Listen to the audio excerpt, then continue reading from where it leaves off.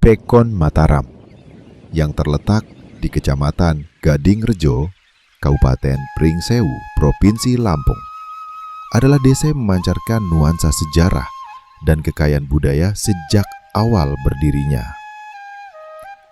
Didirikan pada tahun 1921 oleh para pendatang dari tanah Jawa Tengah, desa ini tumbuh dari semangat perantauan yang membawa nilai-nilai gotong royong, kearifan lokal, dan ketekunan dalam membangun kehidupan yang lebih baik. Jejak sejarah para leluhur masih terasa dalam keseharian warga. Dari adat istiadat hingga sistem pertanian yang dijalankan, semuanya mencerminkan harmonisasi antara warisan Jawa dan kekasan tanah Lampung. Mataram bukan hanya sebuah pekon, ia adalah rumah bagi kisah-kisah perjuangan, pertumbuhan, dan harapan yang terus hidup dalam denyut nadi warganya. Di balik hijaunya hamparan sawah yang menjadi nadi kehidupan Pekon Mataram, Kecamatan Gadingrejo, tersimpan kenyataan yang tak banyak disadari. Masyarakat yang sebagian besar berprofesi sebagai petani, kini tengah menghadapi tantangan besar dalam memenuhi kebutuhan paling dasar. Air. Air bukan hanya untuk minum dan memasak. Di desa ini, air adalah harapan. Ia menghidupi lahan-lahan pertanian, menopang ekonomi lokal, dan menjadi sumber ketahanan keluarga. Tapi musim tak menentu dan keterbatasan akses telah membuat kehidupan menjadi lebih berat.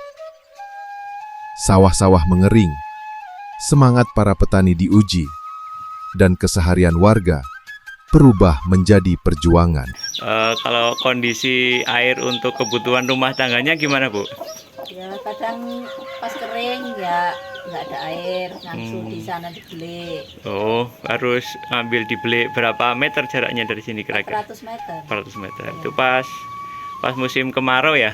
Iya, musim kemarau. Berapa lama biasanya itu, Bu? Berapa bulan? 5 bulan, 6 bulan. Nggak mesti kalau pas musim hujan ya masih ada air. Kalau belum ya masih ngangsu terus.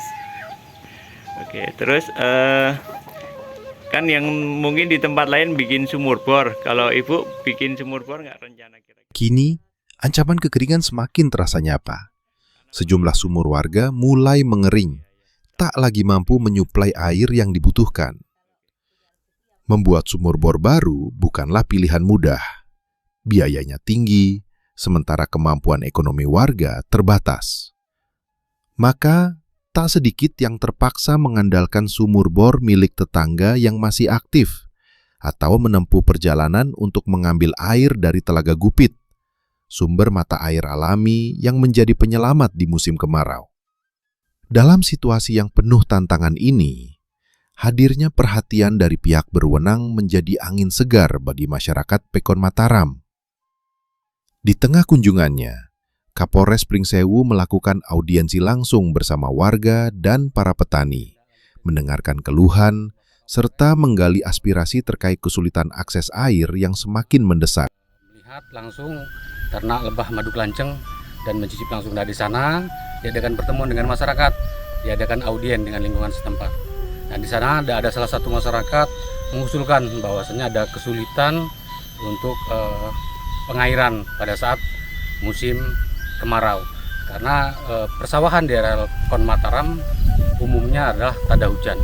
Dari sana ada usulan dan ditindaklanjuti oleh Bapak Kapolres. Dari dialog tersebut, terungkap bahwa masalah utama terletak pada sulitnya menemukan sumber air baru yang layak di kawasan desa. Dengan penuh kepedulian, Bapak Kapolres pun segera mengambil langkah nyata, menyurati BRIN, Badan Riset dan Inovasi Nasional, untuk meminta bantuan pemetaan potensi sumber mata air di wilayah Pekon Mataram. Sebuah inisiatif yang membuka harapan baru akan solusi jangka panjang yang berkelanjutan. Merespon surat dari Kapolres Pringsewu, tim riset BRIN, Badan Riset dan Inovasi Nasional, akhirnya turun langsung ke Pekon Mataram, membawa harapan baru bagi masyarakat. Mereka melakukan pemetaan menyeluruh, menelusuri setiap sudut desa dengan teknologi dan metode ilmiah untuk mengidentifikasi potensi sumber mata air yang belum terjamah. Langkah ini menjadi titik terang di tengah situasi yang menekan.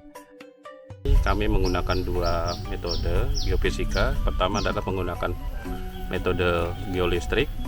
Metode geolistrik ini adalah salah satu metode yang digunakan untuk mencari air tanah dengan cara mengukur resitivitas atau hambatan jenis dari batuan di bawah permukaan. Air tanah ini cenderung memiliki resitivitas yang lebih rendah dibanding batuan padat atau batuan kering, sehingga perbedaan resitivitas ini dapat digunakan untuk mengidentifikasi potensi keberadaan air tanah. Yang kedua adalah metode HVSR, Horizontal to Vertical Spectral Ratio, dapat digunakan untuk mencari air, terutama untuk identifikasi lokasi potensi air tanah. Metode ini bekerja dengan menganalisis rasio spektral dari getaran tanah atau mikrotremor di arah horizontal dan vertikal untuk menentukan frekuensi resonansi alami atau resonansi dominan suatu lokasi. Assalamualaikum warahmatullahi wabarakatuh.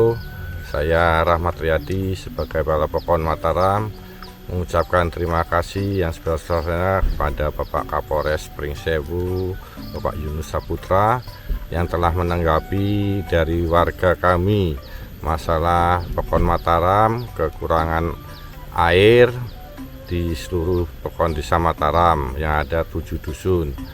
Setelah itu Bapak Kapolres menindaklanjuti, alhamdulillah bisa mendatangkan tim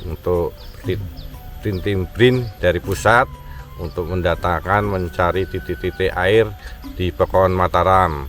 Mudah-mudahan antara kerjasamanya dari Bapak Kapolres dan tim dari BRIN Jakarta langsung dapat terlaksana dengan baik dalam kegiatan ini. Pengolahan data hasil akuisisi pengukuran lapangan dimulai dari analisis geofisika metode HVSR, Horizontal to Vertical Spectral Ratio, dan geolistrik. Data-data ini memberikan gambaran karakteristik bawah permukaan tanah, termasuk struktur lapisan dan potensi akuifer. Melalui interpretasi yang cermat, data tersebut dikombinasikan untuk menghasilkan peta potensi keberadaan air tanah. Proses ini tidak hanya mengandalkan analisis perangkat lunak, tetapi juga melibatkan diskusi intensif bersama para pakar geofisika, guna memastikan akurasi dan validitas interpretasi. Hasil akhir berupa rekomendasi titik pengeboran yang paling menjanjikan sebagai bagian dari upaya optimal dalam eksplorasi dan pemanfaatan sumber daya air secara berkelanjutan. Pengukuran HVSR yang ada di wilayah Mataram. Berikut merupakan identifikasinya, di mana biru ini diidentifikasi sebagai nilai F0 rendah. Ini berasosiasinya dengan struktur yang memungkinkan untuk menyimpan air. Kalau misalkan merah, ini merupakan struktur dengan F0 yang tinggi. F0 yang tinggi ini asosiasinya dengan batuan yang rigid. Dan kalau batuan rigid ini kecil kemungkinan dia menyimpan air gitu ya. Tetapi memang kalau secara kegempaan daerah sini merupakan daerah yang relatif lebih aman dibandingkan dengan biru kalau secara kegempaannya. Tapi kalau kita konteksnya nyari air, kita cari lagi tempat yang diidentifikasi area warna yang area yang dengan warna yang biru ya, biru atau ungu ya. Ini hasil analisa dari BRIN diharapkan dapat menjadi fondasi kuat bagi pemerintah daerah dan masyarakat untuk mengembangkan solusi air bersih yang berkelanjutan, tidak hanya untuk kehidupan sehari-hari, tapi juga untuk memulihkan pertanian sebagai tulang punggung perekonomian desa.